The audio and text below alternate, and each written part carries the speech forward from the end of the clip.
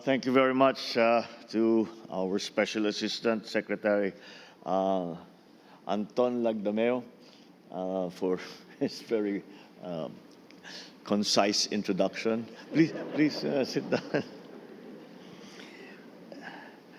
The Department of Health Officer in Charge, Dr. Maria Rosario Vergere, the CHED Chairperson, and long acquaintance of mine, we have been working together for very, very many years on all of these education issues that we had been facing. And I'm happy now that all of our discussions, perhaps we can now actually put into place. Chairperson Popoy de Vera, Mabalacat City, Mayor Chris Garbo, the University of the Philippines, Manila, Chancellor Carmencita Padilla, the officials and staff of the Philippine National Health Research System, all the other distinguished guests, fellow workers in government, ladies and gentlemen, good morning.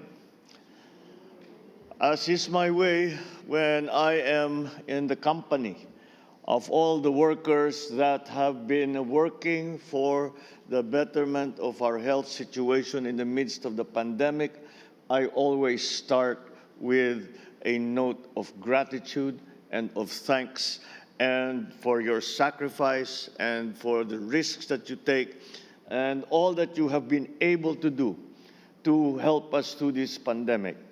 It is nothing less than you have helped to keep millions of people alive.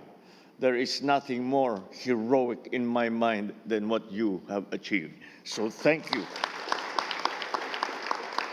Thank you not only from me as a sufferer of COVID, but for all the millions who somehow have reaped the benefit of your hard work.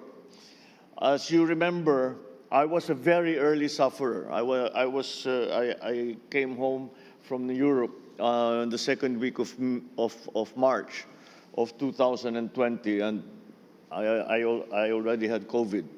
But as you remember, in that period of time, we were bereft of any science. I remember it was the first time in my life that I had experienced the thought that because we have become used to the medical care that we are always receiving. And whatever happens, the doctor will tell you, okay, we know what it is. We will tell you this is what you will do. And in a certain amount of time, you will be better. And all through our lives, that is exactly what happened. When we feel bad, we break our leg, we get a wound, we go to the doctor and he says, it's okay, we know what's happening here. And we will take care of you. This is what we will do. You will get better. And sure, you do get better.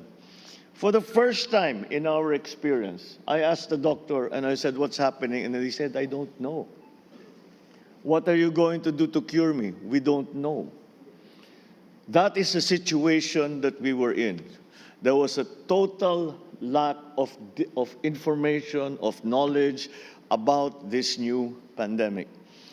And that is why the work that you did, that developed the genome sequencing so that we could follow and identify and detect the different strains as they came about, the test kits that you were able to develop for the local community, the modeling that was done. This was all a fruit of your partnership. And it is something that has never been seen before. So maybe you cannot be considered. You cannot say you were not frontliners. You were not in the hospitals. You were still at the forefront, because what information, what data, what research you put together was what was used in the front lines. And that way it was so important.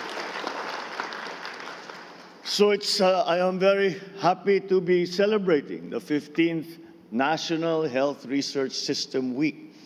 And of course, we cannot celebrate that without a mention of President GMA, because through her proclamation 1309, she declared the second week of August as the PNHRS week.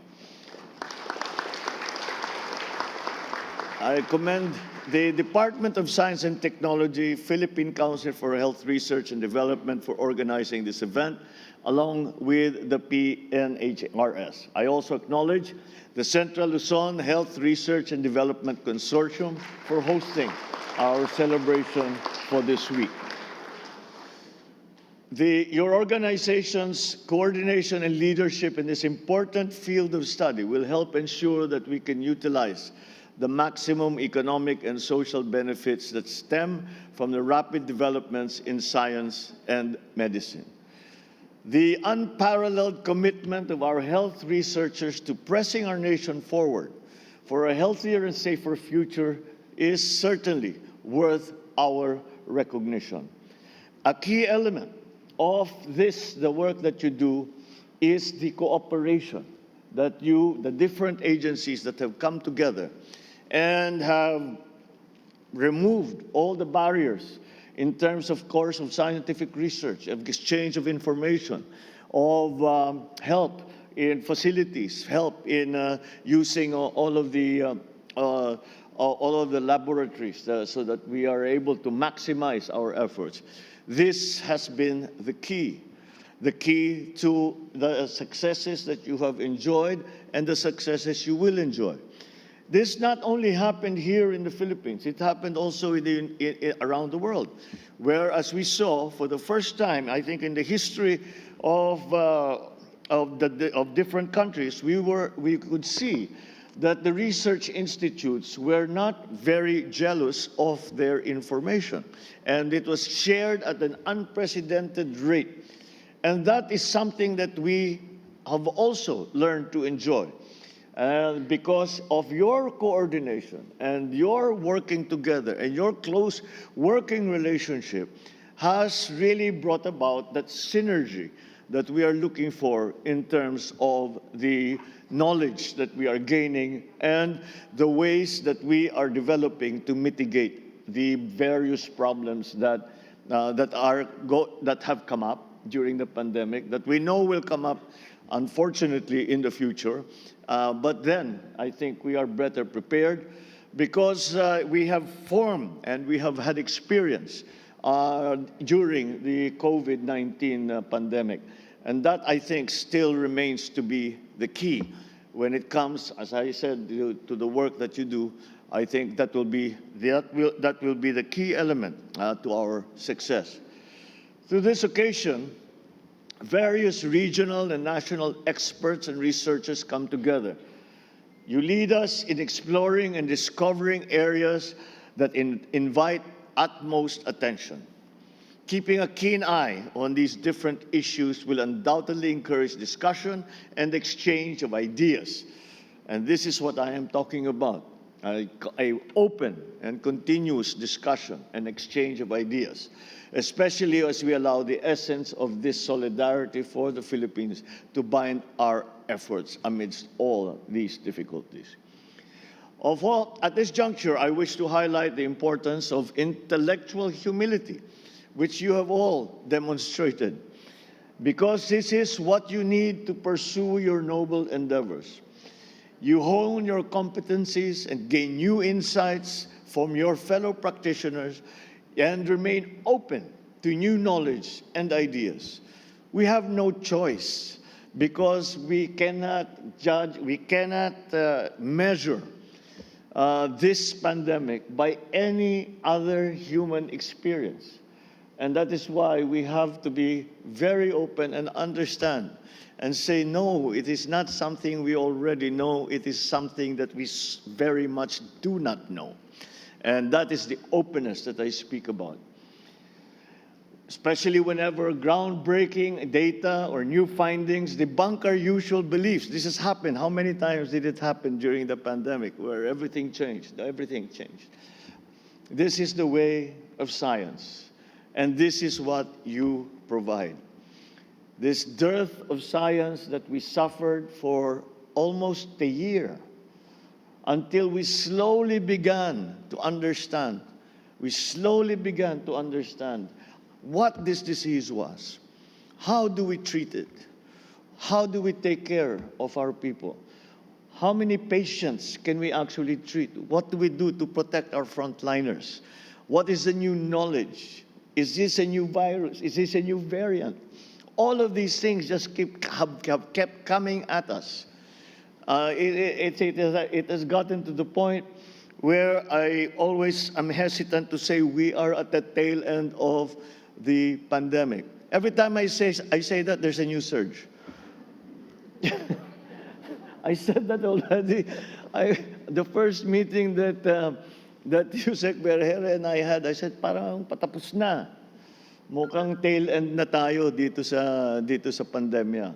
And here we come again with a new variant of coronavirus of Omicron that now we have to deal with, that you have to genome sequence again, that we have to find a booster so that the people are fully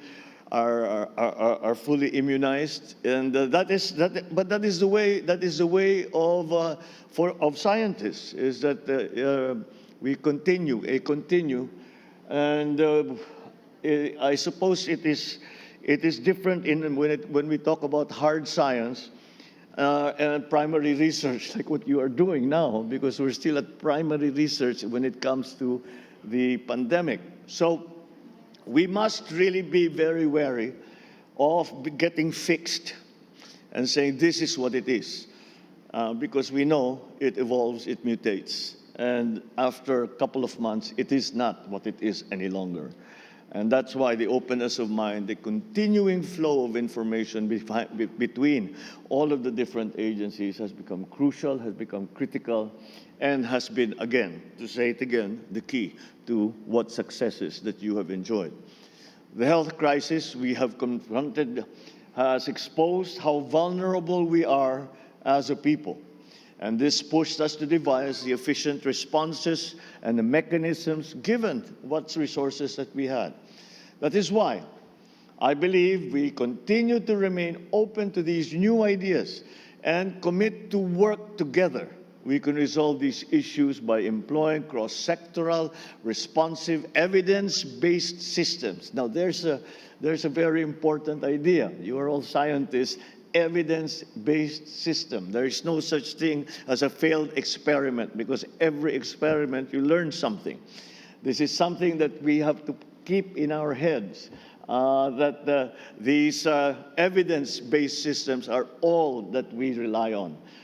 Not just some, well, you're all familiar with all the crazy stuff that came out on the internet during 2020 and 2021.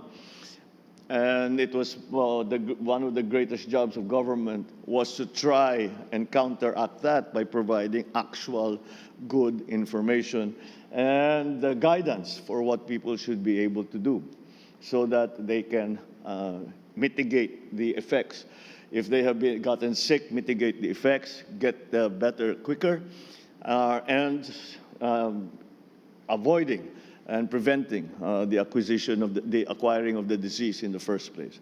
So as long as we keep our minds attuned to the goals that we share and to the dreams that we want to achieve as a nation, we will not only emerge triumphant, but also open new opportunities and areas for growth in the future. Risk communication is likewise crucial in the time of pandemic and in the time of all disasters. What are practical approaches to preventing and mitigating harm? How can we prepare the Filipino people and disseminate information to vulnerable sectors much more effectively than we have been able to do so far? We can answer these questions if we delve deeper into responding to challenge towards our recovery and our resiliency. I trust that you will learn from each other's shared experiences, best practices, and discoveries in coping with the pandemic and other natural calamities and disasters. I am certain that you will do all of these and more. I am certain because you already have, and I am certain you will continue to do it. And as we undertake the necessary measures to help our people and our society to move forward into what we now refer to as the new normal.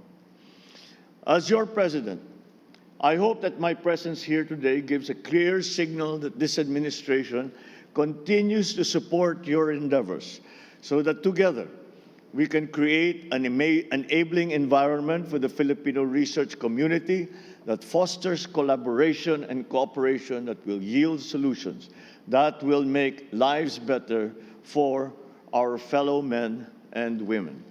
And to this end, as I am sure you know, I have presented to the Congress, both houses of Congress, the proposed creation of the Virology Center of the Philippines, and so that we